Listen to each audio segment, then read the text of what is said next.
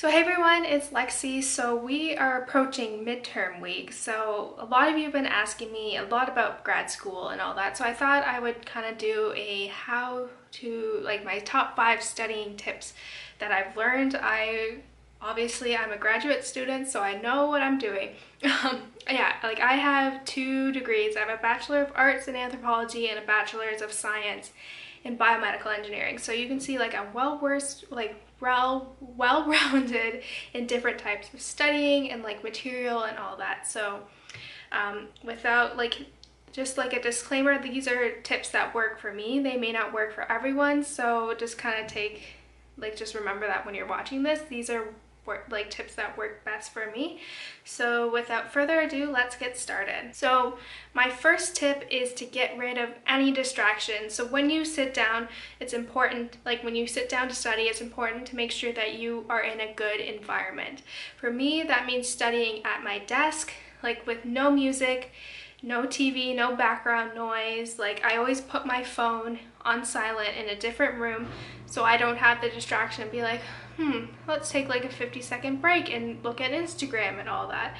So that is a key thing for me. I want to make sure that I am sitting at a proper desk because I do study better when I am at my desk. So if you don't have a good study area, go check out the library. The library has a lot of good cubicles or private study rooms that you can check out, rent out to do your studying. So that is my first tip. Just get rid of all the distractions and make sure you're in a good study environment. So my second tip is to set goals for yourself. So today I was actually studying for my anatomy. I have to take a cadaver lab, so a lot of it is memorizing a lot of different material. So I started studying around 11 and I was okay, I have to memorize all these different muscles and their origins and insertions and actions and the nerves that they're innervated by, and my goal is to have these memorized by around lunchtime. So I'll give myself an hour or 2 hours. So I actually ended up being 2 hours this time. So I was okay, I have this memorized and then I can go do something. So I give myself goals, be okay, I need to get this done and then I can actually do something fun for a little bit. Part of this is that it's important to take breaks as much as possible. For me, my 2 hours of studying was broken up by watching a YouTube video while eating my lunch, and then I will go back to studying, and then it makes you realize how much you absorbed within that time of studying. So I think it's important to set goals because then it lets you kind of put a study schedule in order, and it kind of motivates you to get it done. This next one is repetition, repetition, repetition. This I cannot stress enough. For anatomy in particular, I will go down and memorize. I'll do for this, depending on what you're studying for, especially anatomy, I find to have verbal repetition and writing repetition really helps. For me, going down the list, I will verbally memorize it so I can speak it out loud, make sure I can verbally kind of say what the answer is, and then also go back and write it down. So I will quiz myself. Let me kind of show you what I do. So for example, for my anatomy in particular, I will write down the muscle and then I will leave it blank for the origin, insertion, action, and nerve. I'll do this for all the muscles. I'll kind of mix them up in the order that I memorize them in, and then I'll go back and quiz myself this way. And then this is kind of a good balance, I find. And I feel I'm also a tutor for the ROTC students, and they ask me how do I study for these math questions, these math tests. I'm not really sure how to go about doing that.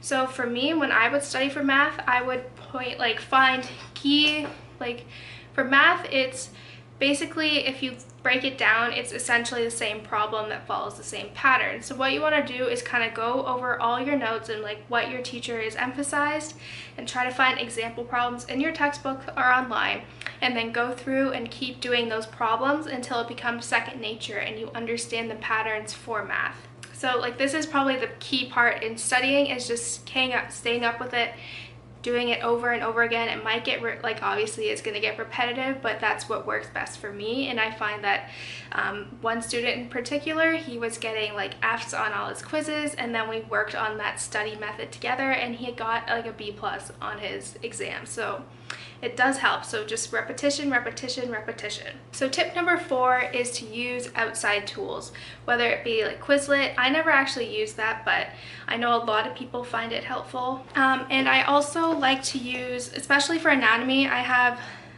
we were recommended to get these flashcards, and they make a huge difference. So I'll just section out the muscles that I need to know, and then I memorize them this way. So this is a good tool.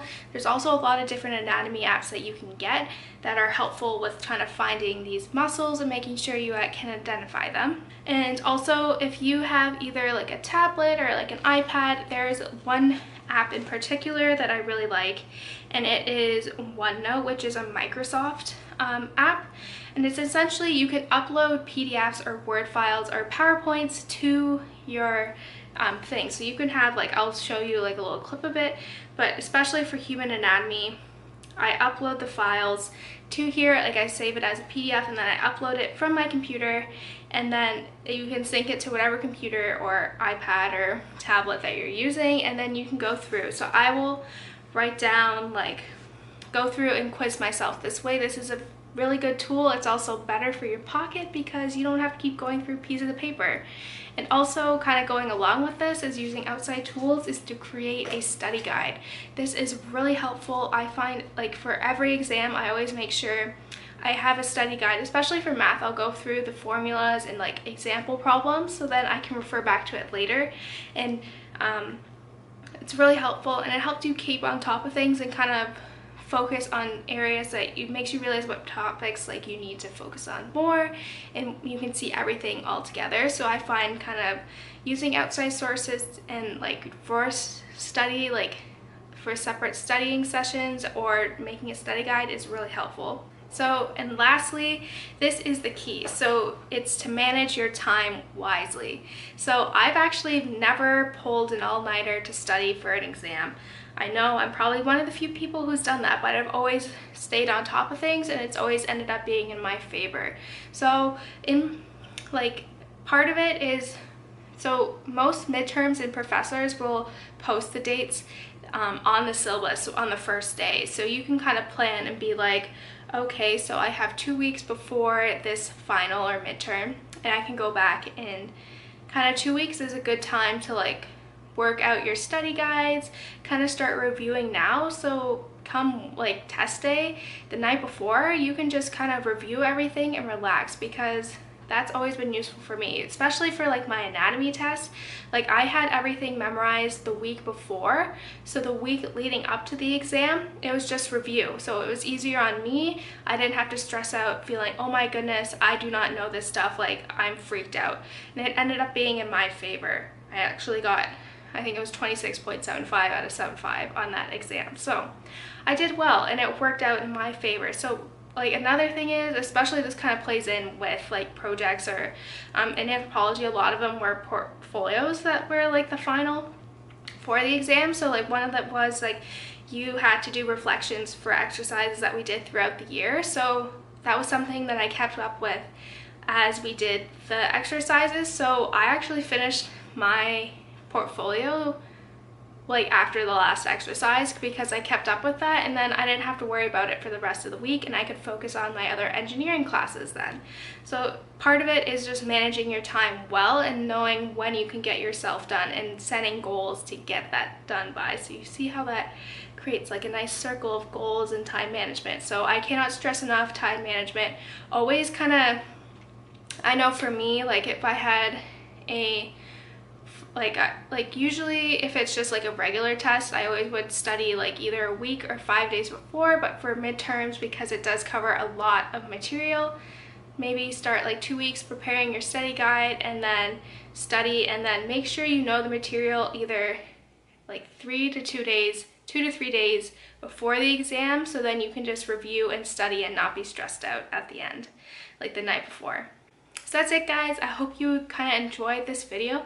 Let me like know in the comments below like what some of your studying tips are. I think it's always neat to kind of get to know how everyone studies a little bit differently. And yeah, don't forget to give this video a thumbs up, and I will see you next time. Bye, guys.